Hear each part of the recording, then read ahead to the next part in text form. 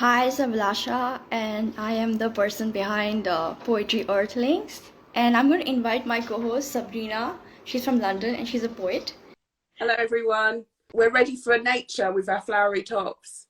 So, for people who don't know, this is Sabrina with me. She's a poet from London and she writes a lot about nature, and that's why we connected. And today she's going to read a few poets, and I'm going to read a few poets, and we're going to have like an hour of nature poetry reading. So, Sabrina, do you want to like start with one of your poems? Yeah, I'm going to start with one of my poems that I wrote for one of your prompts, actually. It's called Wolf Moon. Okay, then. So, Wolf Moon, Yeah.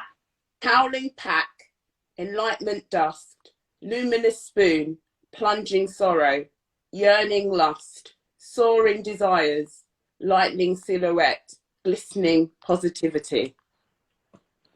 It's beautiful. Like I remember reading it when you're talking about lust and the passion and desire that is associated with the full moon.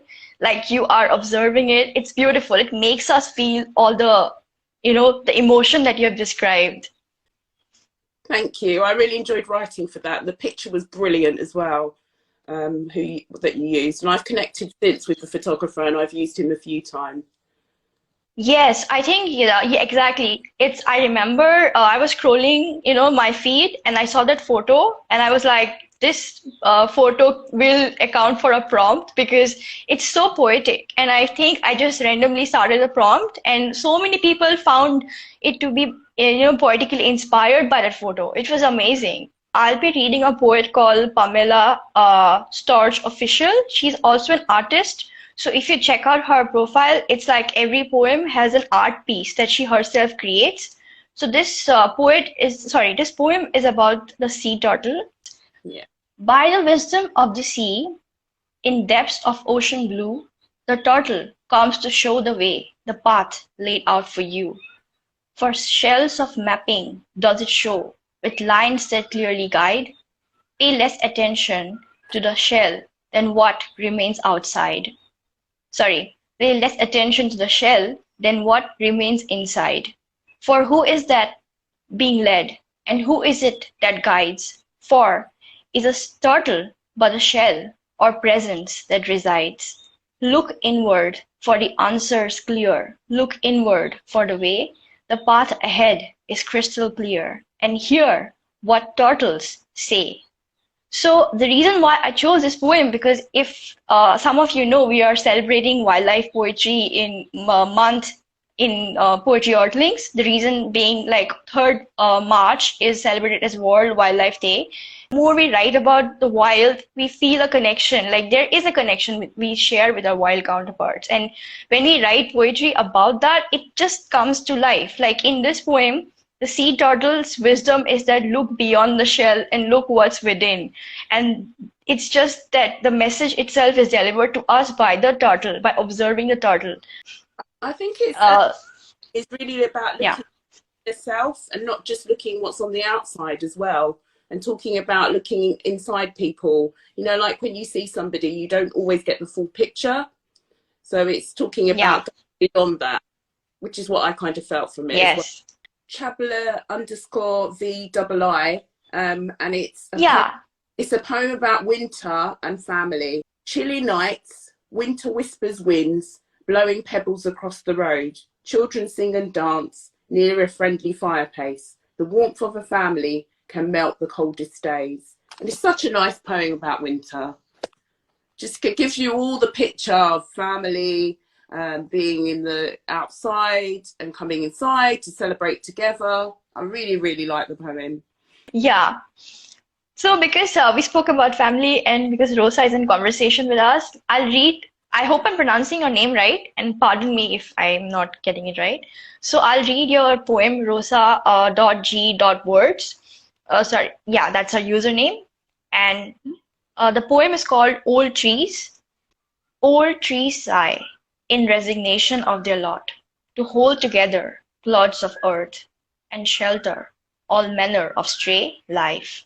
Is this why they lose their leaves, a desperation to be free of all things? Is this how they tire and bend, shaped and twisted? And did they just decide one day to tell their stories of tall, straight hopes which held their arms up to the sky. So much weather and singing of the wind bled them dry, forced their heads down against the chill and rain. Sheets of it like ice. Not all seasons are kind and soft. Some taunt and shallow dreams, and make you close your mouth and eyes to blindly crawl upright. Once the days begin to change, too late. Old trees grow any way they can, resting their heads on memories and the promises of spring. Oh, The resilience that is expressed, like they still, regardless, not all seasons are kind, but they still are there. They're still holding on, and they're giving life to strays and others, and just simply the hope is there. A lot of hope, and a lot of the hope of spring, the promise of spring, and drawing from the memories of the past season when things were working fine. And given the times, like I think she relegated this poem to the current world situation and the need for peace and the need for hope right now more than ever. I was just thinking about the war when you were talking, the last section that you read. It made me think about hope and to be resilient, like trees are resilient, try and hold on. That, not everything ends in sorrow, with sorrow and joy. So that's the kind of message I got from that. There'll be the sorrow, but then after that, joy has to come and spring has to come. If you want, you can read that one word poem you had, like from Jamie, right? There was one. Yeah. Yeah, I will. Well, that feels appropriate now, doesn't it, Jamie's poem? Yeah. Boey, so Jamie Boey. Yeah. I'm going to read it now. So it's No War in Ukraine. She's got lovely imagery, by the way, to go with the poem. Rumbling words where flowers lay, shadowing glee into overcast grey, the shattered skies of diamond tears, leaving her poor claim soul in silver slivers. She bleeds a stormy night in broken solace. All voices in chants, the world watched in horror, living, praying for the missing peace. And then she's got underneath as well. I don't know if this is a different poem. It's got the home they've built, shredded and shattered, the loved ones they've held, sacrifice life to defend, the miles on foot and numbness in heart. Where is the peace we once had? Underneath in the caption. So I'll read a poet called Sunray underscore poetry. And beckons to me, a tree branch snagged, my protective shield. And as I kept walking along the winding dirt path, it unraveled like a mummy's bandages. Suddenly, at the edge of the darkening wood, a towering black wolf stood with glowering amber eyes and exposed canines, a shield of its own. And towards it, I inched, and I didn't flinch, not once, not even when its breath on my neck was laced with ravenous hunger. It snarled, and I smiled. It salivated, and I told it, "Come, take a walk with me. I have a feeling you need that more than dinner." The wolf whimpered as its eyes softened, and it shuffled its paws alongside of me until only 2 footsteps remained. I closed my eyes and opened them again. Their amber glimmer lit up the entire forest, and the harvest moon's jealousy could be viscerally felt by all the maples, bats, and nymphs. So the poet's encounter with the wolf and how she literally tamed it. I'm going to read Donna McCabe's. It's another of my favourite bits, because she can write, lady. And it's called Seasons Surrender. I embrace the coming of fall, take comfort in days of calm rest, watching golden leaves float upon the breeze. I surrender to it wantonly, knowing I'll have strength when the world turns green again. Donna's a lovely poet. Donna McCabe, right? Like, she's a beautiful poet. Right? Yeah. And she does quite a few nature ones if people want to check out her page. Yes. She's very good with pictures. She's when there's a picture prompt, she's one of the good ones to go and have a look at. Yeah. And she writes a lot, like for for my prompts for Poetry Earthlings' prompts. She's like the first person who writes a poem. I think really thankful for her for that. Like, keeping the tempo alive and everything. So yeah. And even Sabrina, very supportive. There's this poet I recently discovered called William and Warren. And I read this poem and I felt like it just really spoke to me and I felt like I had to share it. So it's called The Tao of Lake Watching. Sit, watch, become the still lake. The modest breeze connects you. In time, a fish will jump, but never where you look. A glimpse is all, the radiating rings. What you did not see is the revelation. From this fragment, memory of a greater truth can be imagined. No need to record the thoughts of a desperate fish. So that's the poem. Like a very in the moment, like brings us right into the moment, gets us into the lake watching mode and gets deeper in like a very few lines. It gets so deep. It's a beautiful piece of work. I think it's about that sometimes revelations are silent. They don't always. Yeah. It's not always in your face. And Yeah. won't like relate to something so obviously. Sometimes you need a bit of a period of just going away, and then suddenly it will come to you. And it's like how Yeah. silent. When they're in the water, sometimes you have to look twice to see if they're there. And then that's kind of the feeling I got from that poem. Touch the lake, but then if you did not miss the fish and you did not like see the fish, but it's enough. You don't have to always get the glimpse of the fish. Even if you don't see it, that's fine. You felt it, so that was enough. So that's like a very tune in, be in the moment kind of a poem. I myself felt it when I read it. I think when we hear it as well, it feel like okay, you're just immersed in this poem in the moment. I'm going to read another of my favourite poets, who's also one of my friends, Jenny. Oh, okay.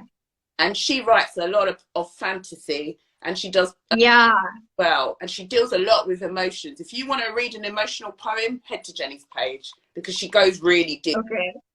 And this one is beautiful. It's called Soothing Lullaby, and it's about the sunset and the sun. It says, I miss you, more the thought of missing you. I wish your hug was mine under this sunset view. Mountains watching us kiss until night's gone. Left your lips to listen to them, sing a lovely song. Lullabies and sunbeams, put my head to sleep. On your gentle test, I dream of loving thee. Don't leave me, yet alone in hopeless dreams. Give me this, for I have nowhere else to be. Dream with me, dreams are not forbidden. Tonight only, leave the page unwritten. I think that poem is absolutely gorgeous. The rhyming, it makes you just think about love, think about watching the sunset with your loved ones. Oh, it's a lovely, lovely. Singing a song from sunset, absolutely. Like a soothing melody. Like some of the really, like some lines where a lot of the expression of love was very stringent in some particular verses, but it's very there. Like you feel it when you're reading it, you feel it. So the poet I'm gonna read, Brendan McQuad. I loved his work. I loved this one particular poem by him called Canada Geese.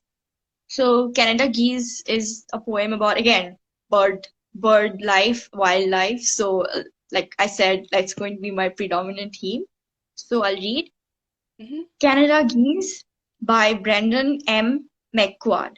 So check him out later. Canada Geese. Canada geese have been migrating all month, soaring through the sky in their tell-all V. Just when I thought they had all packed up and left, I heard a gaggle honking overhead. They were singing a swan song, their tone akin to grief, a last-ditch effort, perhaps, to exhort the last of their kin. They flew delicately towards the sun, their formation like porcelain in a sea of blue, disappearing like a jet stream, a deep breath and exhale in the cold autumn air. Yeah, so that's it. That's lovely. I love the ending. It's very airy. Yeah. I could feel the weather. Yeah. Very And another let's leave one. it. Yeah, Lovely. Feels a bit. it's like leaving an echo. So it's like the funny thing is he wrote this poem like from the part of the world where these birds are leaving. They're migrating to a warmer climate, most often to where I am, like it's warmer in winter. Mhm. So probably like the geese that he's talking about must have like might have had landed where I was, you know. And yeah, so it's like for us, we receive migrating birds, and for mostly he's from like Canada, so they like let sea of birds migrating. So like like the way the world functions, the way nature is placed, I think that's so like in itself speaks so much, right? Yeah, definitely. And it's kind of like a thank you to the birds. Thank you for being here. You know, we've Yeah. you know, the warmth that you've given, and now we know you've got to go somewhere else and spread that warmth. More poet to read. Yeah. This is a new poet to me, but I believe you know this poet. It's Teo Okay. Gowrie Poetry. So, Yeah. and it's a beautiful poem about the clouds and the sunrise. And I absolutely loved this when I read this. It's very short, and I'll read it. I'll probably read it twice. Let me read it the first time. I hope they're here. Clouds gallop, lit up by the full moon, pooling around the foothills. Dusky pinks slowly climb mountain hood. Bright orange races to fill the sky before lilac floods our senses. Night is breaking today. I just think it's beautiful. It is. It is. Some beautiful references. Lovely. And anything to do with the moon, as you know, I really love. So the fact that they've got the moon and then they've got the clouds galloping, you know, it got a bit of everything. And then they've got some colour in there with the dusty pink and the bright orange. So descriptive. Really well written. It is. It is. And she mentions lilac sky as well, I guess, right? I was just Yeah. going to say, before lilac floods our senses. So you get, you know, when the sky changes colour, you get that whole picture. That's what I get from that poem. Yes. Yeah, it's beautiful. Yes. Dusky. She's referred to dusky lilac, like beautiful metaphors for the sunset sky. Exactly. And then the end Yeah. is And break, night is day. And that's how you probably feel when you're watching it as well. yes. Yes. Absolutely.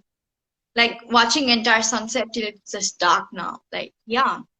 Can I just read the caption as well? Because she's done a little bit about what Yeah. I came from. There is something so stunning about being above the clouds and watching them billow about, looking like an ocean of fluff. I could see the Three Sisters, volcanoes, and mounting Jefferson in the distance. I got to see those landmarks I've been using to motivate my hike back behind me. It's absolutely invigorating to see where you've been. Oh, that gives you a nice background of where the poem came from. And it says, what is your favourite Oh, country?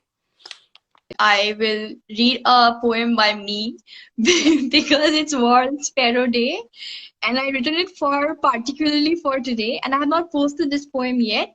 So just sharing because it's World Sparrow Day, Nice. and there's a story behind this poem, and it's something I experienced, like it's happening, like, you know, every day, like this whole March as I write. So okay, I'll read. The poem goes like, March is their month, waking up as the day dawns, other bird life only coming second, harmonizing choruses all day long. Now my background score, eulogies to the sunset, and lullabies at noon with the doves. Not even the mynas can catch up. Their energy, as if enlivens this house, encroaching, invading, sharing space, leaving their stuff everywhere. Nesting items on the verandas, poo and feathers. Themselves hanging in balconies, adorning rooftops noisily, albeit, chatting, singing, fighting, making love, even accidentally finding their way in, the fluttering frenzy for a way out. So alive in their presence, movements, and sounds. Who would say these birds were once ghosts? So the sparrows were actually like, listed as endangered in the IUCN, and now they're listed as least concern. So they are a conservation success story. So these birds literally disappeared. There was a point of time when very less sparrows were there, house sparrows, but now like they're like in where I am, there are a lot of house sparrows. Like and they have been listed as least concern now. They're no longer endangered. So these birds, they're so alive and they're so present. And I see them like every day. And they were once to believe that these alive creatures were once like going extinct is, was a like it just nobody can believe that this bird literally came back from the dead. So yeah, that's why the World Sparrow Day is celebrated for awareness, and that's today. So yeah, that's the poem for that. Oh, that was beautiful. I could really feel that you feel very passionate about the sparrows and this topic. Thank you. It Yeah, it was a really nice poem from you, because you don't not write and it, doing prompts that we're writing from, so it's really nice when we hear your work. That was lovely. I'm going to read Euphoria, and it's also oh, one of my favourite poems that I wrote. It's promises rendered gleefully, healing pessimistic vitality on sunrise surge, reality of juncture. I disregard dismay, and euphoria glows. it's like the euphoria you speak about. It's coming out in your words. It's coming alive in your words. Your descriptions. Because we've got 4 minutes left, and if anybody who's actually here can quickly DM, we will read quickly 2 poems. Sending a poem. Bleeding Ink Mistress is sending a poem. And a really nice one because it's about autumn. So yeah, brilliant. Yes. Right, so it Sure. says, Dear Autumn, you've put a stellar spell on me. I'm falling into an abyss of lemon quartz rays. A swirling sunset smear my soul in golden sapphire, sketching amber skies with fairy dust, whilst I lay listening to the sparrows sing silently across frosty foliage of withering weeds. For there's still an iridescent spring blossoming in my mind, branching briskly desires beneath my skin, allowing my thoughts to rise where rivers still flow. Perhaps I've been told right, nature has its way of healing the unheard and unspoken parts of fading meadows, as poets still drizzle hopeful ink upon petals forgotten. Love letter to nature. It is a real love letter, and it's a beautiful love. It is a real love letter. Yeah. It encompasses everything about what we like about nature. When you feel the nature on your skin, like you're walking, the breeze is on your skin, you get that kind of feeling, and then your eyes look up and you'll see the sunset or the sunrise, and then you walk and you might go by a river. I get all the feelings, that when I'm walking and I'm doing a long hike. This poem. Oh yeah, absolutely. It's literal love letter to nature. It is like a love song. Vicky, and it's on Poetry Earthlings Clouds, so I'm going to read that. Yeah. Clouds. Yeah, look for the prompt. Yeah, so you wrote for the prompt, so I'm going to read it now quickly to finish off. Clouds, nomads of the sky, grey fog wandering in mystery, white circle, peepholes to ponder, passing by, masters of metamorphosis, memorizing catalostic images passing by, fluffy white cotton candy frolicking in the bright blue sky passing by. Oh, that's gorgeous. That's a mystic muse, mystic _ muse _ 28. Vicky, that's so beautiful. I love it. It is beautiful. Love the metamorphosis, masters of metamorphosis. They are. Yes, they are, definitely. Yeah. Fluffy white candy. Oh, that's how you think about when you see the clouds, isn't it? So we've had a good nature morning.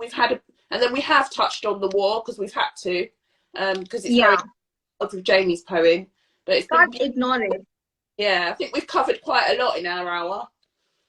Yeah, and a lot of wildlife and sparrows because World Sparrow Day. Yeah, I think it's an hour. And thank you first and foremost, thank you, Sabrina, for reaching out to me, for making time, despite your commitments, and sharing precious time of the day for co-hosting a prompt and being so fun and being so supportive about it. Yeah, your presence itself was a lot of warmth today, for sure. Oh, thank you for having me. It's been a joy. This is my first live. I think my jitters. Yeah. I'm ready for my second one now. Yeah. Yeah, and thank you for doing your first live with me, because that's a lot. I understand. Thank you for trusting this space for your first live. And yeah, I'm sure you're going to nail more lives in the future. Thanks. And yeah, and thank you for everybody, like, for, being here for more than an hour. Literally, sorry, more than an hour, yeah. Yeah. And yeah, that means a lot. Thank you for, sparing your time listening to an hour of nature poetry.